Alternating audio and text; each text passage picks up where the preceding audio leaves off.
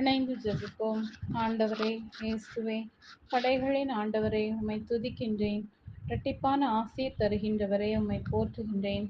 சீயோனில் குடியிருக்க திருவளம் கொண்டவரே, நன்றி கூறுகின்றேன். இதோ என் ஊழியர், இவர் நான் தேர்ந்து கொண்டவர், இவரே என் அன்பர், இவரால் என் நெஞ்சம் பூரிப்படைகின்றது.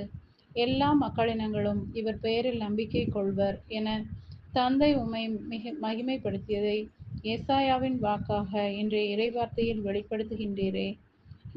ஏசையா, உம்மில் நம்பிக்கை கொண்டு உமது முடிவில்லா மகிழ்ச்சியில் பங்கு கொள்ள வரம் தாரும்.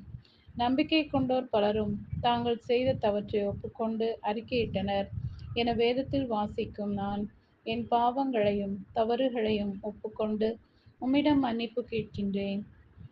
இரக்கத்தின் ஊற்றானவரே, உம் அளவில்லா அன்பாலும் நீடிய பொறுமையாலும் என் பாவங்களை பொறுத்து கொள்ளும்.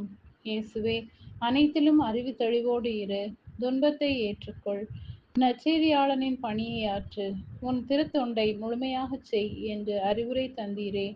நீர் எனக்கு தந்த கடமைகளையும் பொறுப்புகளையும் கருத்தாய் செய்வதற்கு வேண்டிய ஆற்றல்களையும் வல்லமைகளையும் எனக்கு நிறைவாக தாரும் ஐயா.